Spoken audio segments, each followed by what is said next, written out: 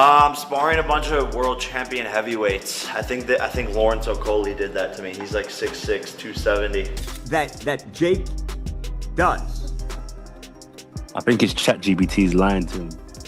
I think he needs to say on ChatGPT, give me it raw, uncut, and don't filter your answers. He's probably typed in ChatGPT, do you think I can beat Anthony Joshua? And it's been like, great question. Anthony came off a shocking loss in September. You have a great chance, Jake.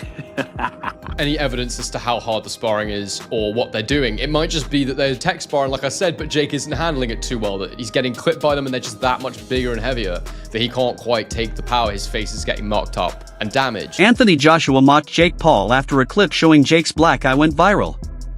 Jake said the bruise came from sparring heavyweights while preparing for the Anthony Joshua fight, but AJ found it funny. Joshua believes the injury only proves Jake is in over his head. He laughed at the idea that Jake thinks he can beat a real heavyweight champion like him. How'd that happen? Who are you sparring?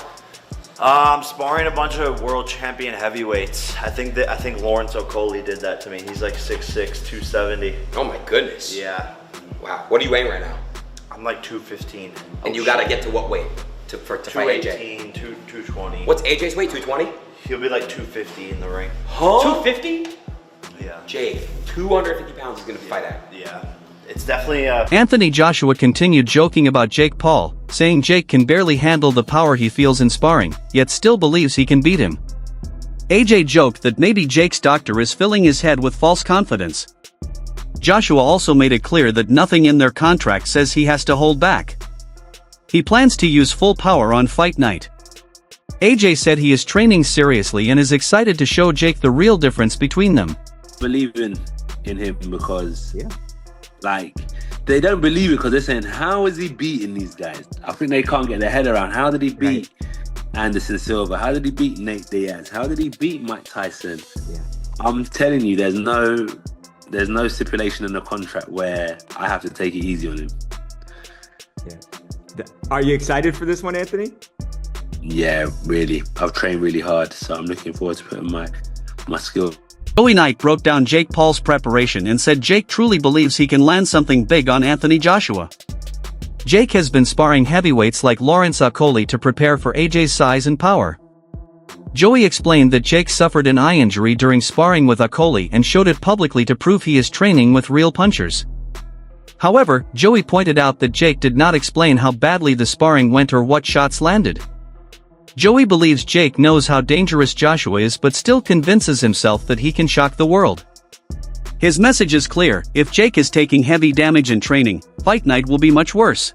Well, just for getting in with this fella, who, if nothing else, is still known as a bit of a puncher, and Jake Paul has done even better in being able to legitimately put him on his arse. But that's one level of sparring. To be precise, that level is ranked 249th by BoxRec when it's looking at heavyweights. And when BoxRec looks at heavyweights, you have to go all the way up the list to find number 5 ranked, Lawrence Okolie. That is who Jake Paul has been sparring with over these past few weeks. Trouble finding Hussein Mohammed early on. And a lot of you guys will know this because Jake Paul showed the bruises and marks on his face and said that it was Lawrence Okolie that had done that. And faces don't necessarily tell you how a spar went. Some guy can have blood all over him, he can have a busted up nose, but he still won the rounds in sparring. But I can only imagine that this week has been a very, very humbling experience for Jake Paul. In fact, the past few weeks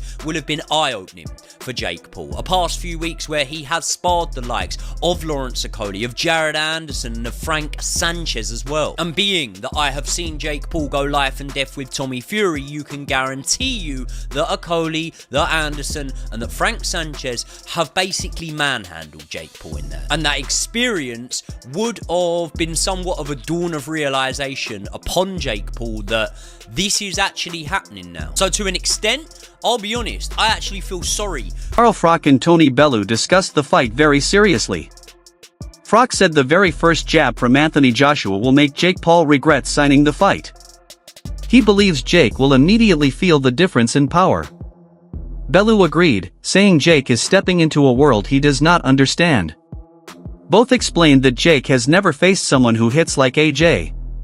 Frock added that Jake lacks the experience, defense, and reflexes needed to survive against a heavyweight who punches accurately. In their view, Jake will realize too late that this fight cannot be talked or promoted away. Against Anthony Joshua, massive unit, two-time world champ, still got a big punch. I think he's mentally fragile at world level if he goes against the big guns because of the knockout, especially the bar knockout when he got fucking splattered. You know what I mean? In round 5, and he got hurt early on, and then he got done. And he's not been in the ring for 13 months. Yeah. But can you see a world in which Jake Paul is competitive in this fight? No. No. No. How do you see the fight going if AJ takes it serious? It'll be over when he wants it to be over. Thank you. So do you think it's going to be real, this fight? Do you think it's actually... So you think that Jake Paul... You couldn't fake it. You really think Anthony Joshua's going to put his whole livelihood on the line to Jake Paul? No, I don't think he would. So there you go. It's over when he wants it to be over. There could be some kind of tacit agreement in the background. How? Where they have a handshake. Then that's illegal. You're going to jail. Exactly, it's illegal. That's what I was going to say. So you can't. Because it's not an exhibition. No, it's a fight. So we're and people are betting on it. Big amounts of money. So we're watching this. I'm flying out there next week to Miami to watch it. So I'm going out there. He's laughing. I'm getting some old. So it's all good. But it's like Jake Paul against Anthony Joshua, 6 foot. Was he 6'6"? About that. Fucking. What is he? 16. What's 245 pounds? He can't be a pound over 245. What's so that in stone? The best part, just on 17 stone or just under. So Jake lost to Tommy Fury, and that's the one everyone keeps on. Do you think he's improved much since Tommy Fury? Yeah, but do I think he's improved enough to make competitive? Unless I close my eyes and Josh is competitive. Analyst Henry gave a more balanced take on Jake's black eye. He said people should not jump to conclusions because no one knows what kind of sparring Jake was doing. Jake may have been following instructions that left him open on purpose. Henry explained that fighters can get marked up even during light drills. However, he also admitted that sparring heavyweights is very risky, especially for someone like Jake.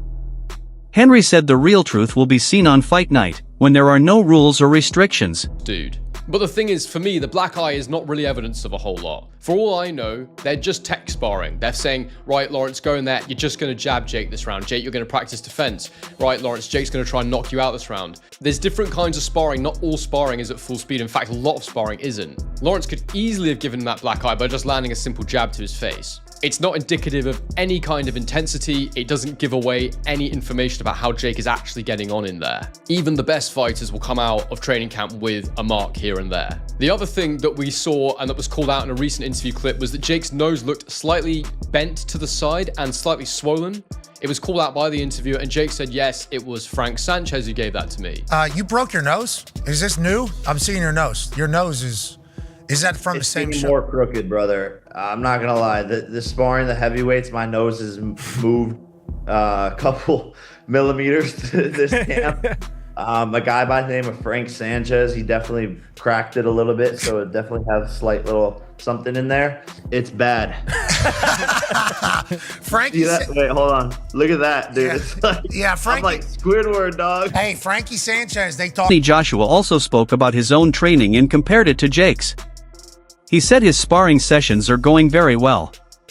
He and his partners hit each other hard, learn lessons, and leave sharper. AJ said these rounds help him build power, timing, and confidence. Without saying Jake's name directly, Joshua suggested that he is not the one getting hurt in sparring. He implied that Jake's injury shows he is struggling to deal with heavyweight punches, even in controlled training.